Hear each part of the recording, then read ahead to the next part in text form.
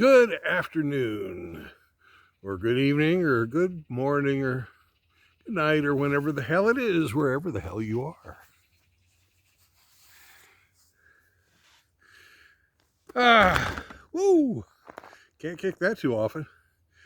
Anyways, it has been a fantastic day here in the forest. We had a big, long rainstorm yesterday, and today I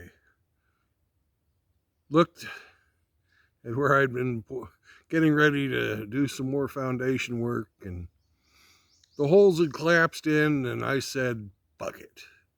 Because that's one of the beautiful things about being a monk, all alone out here in the woods. If I don't feel like doing shit, I don't have to. I just did nothing. I read a book. Hopefully the water will drain out of the holes tonight. But if it doesn't, I'll get it out tomorrow. Everybody is all up in arms about the leak at the Supreme Court. And I can't say that I blame them. Personally, I feel that abortion is murder. And I don't really like the wholesale slaughter of the innocent. And unlike Hamster, I realize that we're in a republic, not a democracy. So one man, one vote is not exactly what our vote, we do get one man, one vote, but we vote for a representative to go and represent us. And that's the part that the republics have been failing us for, is because they don't represent, the representatives don't represent us. There are issues that people care deeply about that don't get any representation. You know, the representatives represent the majority of the people in their districts, supposedly.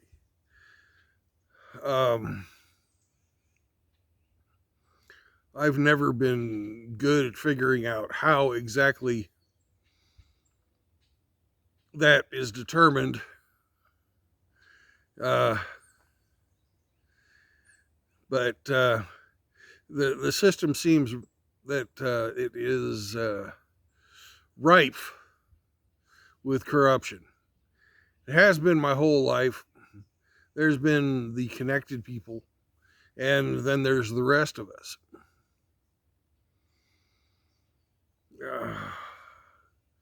So, you know, think about in your lives, what type of things have you cared deeply about?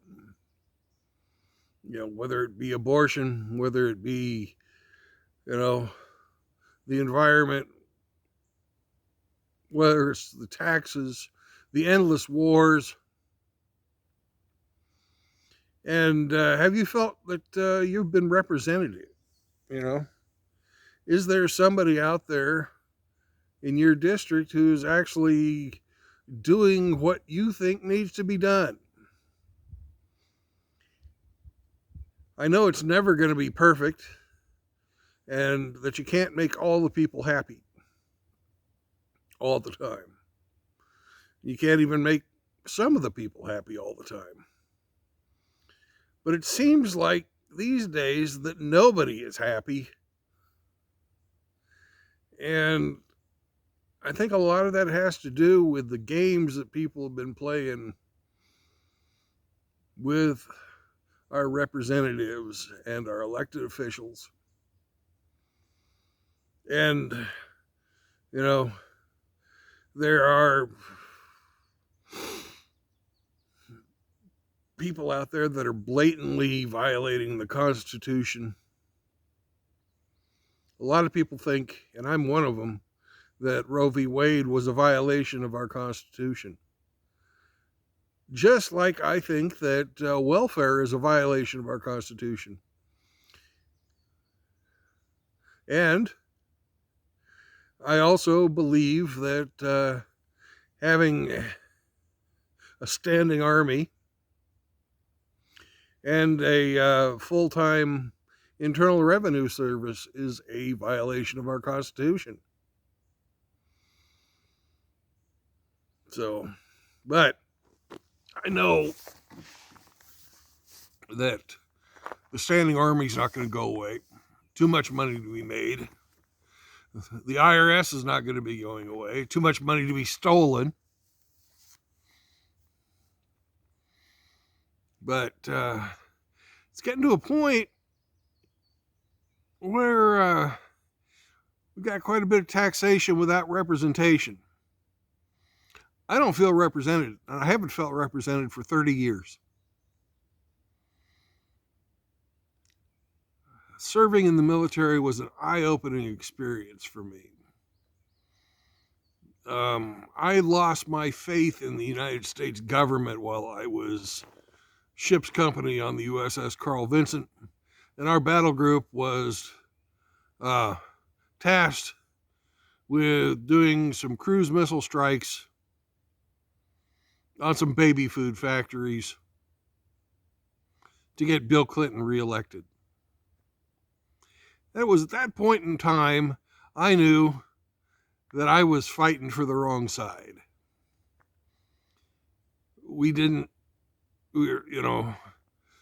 At the same time, I didn't know this until later, we had an opportunity to take out Osama bin Laden. But instead of shooting Osama bin Laden with these cruise missiles, we shot chemical weapons factories that were actually baby food factories.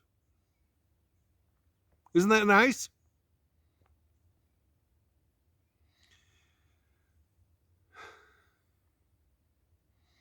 And we didn't shoot Osama bin Laden because his dad was connected in Saudi Arabia.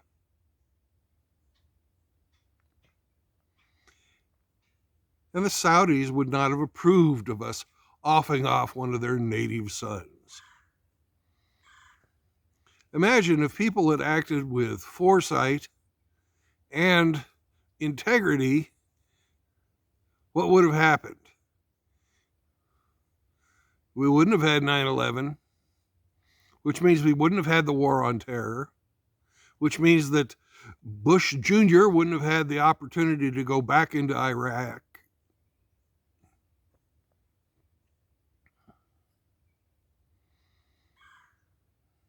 How many trillions of dollars would have been saved? How many millions of lives wouldn't have been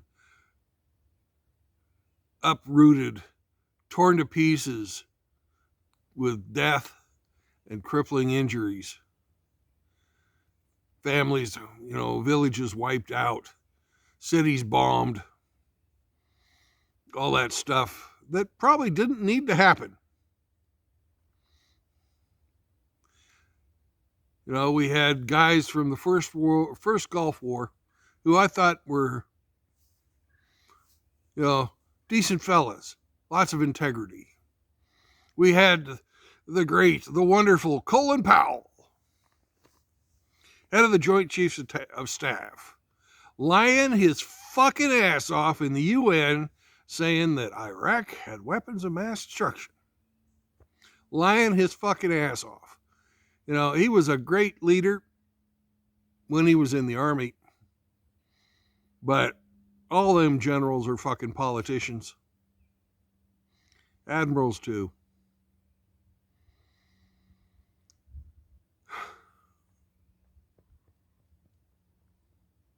So, think to yourself, brothers,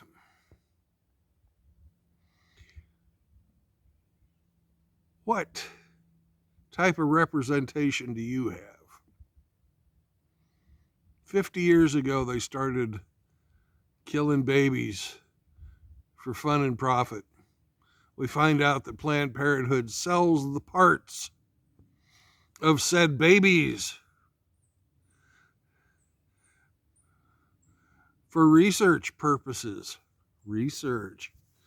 We know that a certain shot that I have not gotten, because I am a true blood, has baby parts in it. Yeah.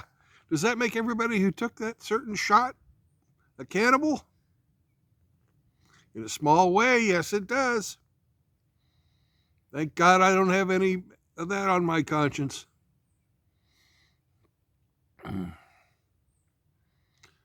know, where in the world does it say that the President of the United States, our wonderful Donald Trump, could give immunity to the drug companies? Where's that law written? Where's that power enumerated? Who's going to fucking challenge it? Now I see we have a widespread mystery disease affecting children. What do y'all want to bet? They all got their shots too. Is this what you elected your politicians for? To be a wage slave?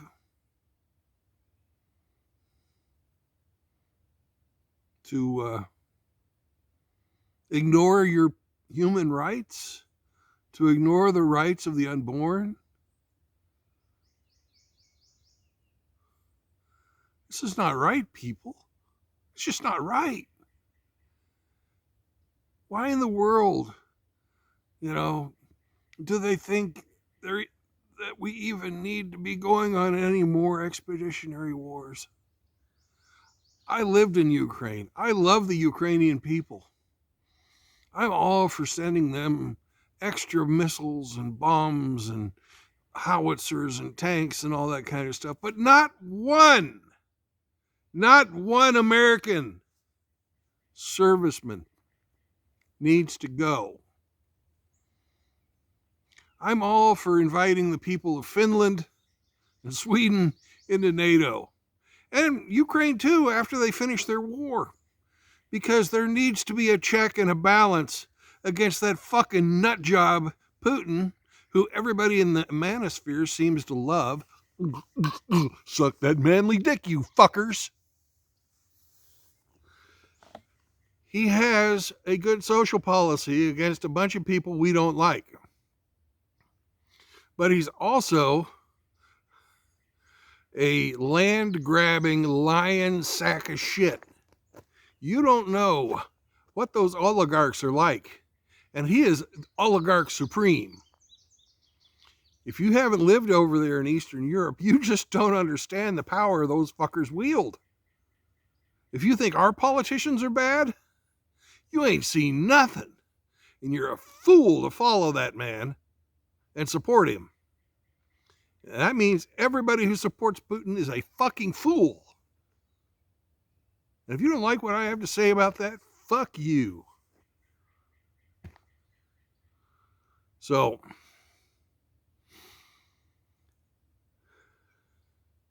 you ain't lived over there. You don't know what the fuck you're talking about. Did you guys know that in Ukraine they pay men more than they pay women? Bet you none of y'all knew that. You know why they do that? Because they still have families over there. And when the women get married, generally they stop working until the kids are grown. So they pay the men extra so the families don't suffer. Makes sense, doesn't it? You know, the guys that they caught at the border were the only ones that were said, you got to go and get on the front line. Because Ukraine wasn't going to tolerate a bunch of cowards running away from the war when they were being invaded. And you can, say, well, I wouldn't stand up and fight for my country. Well, sometimes cowards need to kick in the ass to go be shown that they're not really fighting for their country when they go to war. They're fighting for the guy to the left and the guy to the right. And if the United States was invaded, I would expect each and every one of you to stand up, grab a rifle, and go do your part. Because this is our fucking land. It doesn't belong to anybody else. Certainly no goddamn foreigner. Our politicians are bad enough. I don't want some son of a bitch who ain't from here come running around telling me what to do. You know, other ways of thinking about that are just other ways of thinking about that. And if you think you can go to jail if we get invaded, let me tell you about what they call a penal battalion. They used those in World War I and World War II. Now, if you were Russian and put into a penal battalion, they put you into a pink uniform and didn't give you a weapon and sent you out to find landmines. Doesn't that sound like fun? If you were a British guy during World War I and you didn't go to the colors, they would put you in a penal battalion and they would give you a cutlass and have you charge a fucking machine gun nest. Doesn't that sound like fun? Oh, but that was when you were, when they had an attack. When they didn't have an attack, they put a shovel in your hand and made you go out and dig trenches under fire. And for cowards who refuse to go to the colors, and I am calling anybody who would refuse a coward, because you are,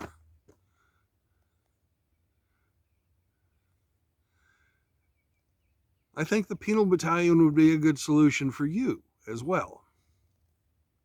You can say, I'll sell Yogi cards in prison. Well, no, you're going to the front one way or another. It's best, if you don't want to fight, to join the Seventh-day Adventists or the Amish or somebody who are known pacifists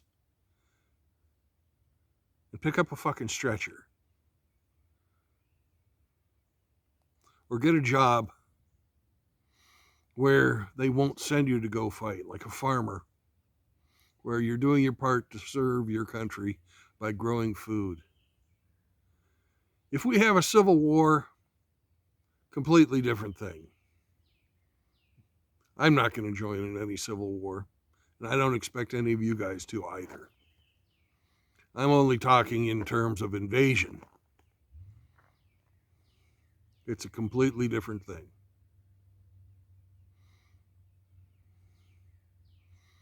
I think my plan for getting rid of the representatives that don't represent me is pretty simple. I am going to make as little taxable income as possible. I'm going to stay out of any big metropolitan area. And I'm going to turn my holdings into a company once that I have all those holdings established, which means my house and garage and, little power plant that I'm going to be putting in out here. Once that's all, zoned correctly, which I'm going to have my children as partners in this endeavor. So when I die, they don't have to pay any inheritance tax. Because there's a limited partnership when you can write them up so that when one partner dies, the other partners automatically get their portion of the business. You have to pay corporate income tax, but since we're not going to be making a profit, oh well.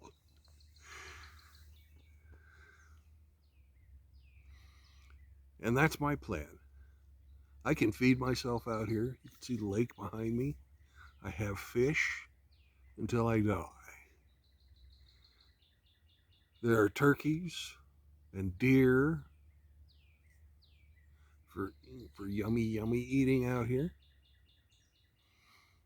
I have owls and hawks to keep me entertained. Raccoons if I want to see something cute and cuddly that you don't ever want to pick up. If I feel like shooting my gun, I can shoot my gun. If I feel like doing nothing, I can do nothing. And I don't hear anything. Me, get this done. Have you done this? Have you done that? Blah, blah, blah, blah, blah, blah. You know, it's all on me. And I'm proud of Island Hermit, who's over in Hawaii now looking for his land. And I wish him the best of luck finding it. So,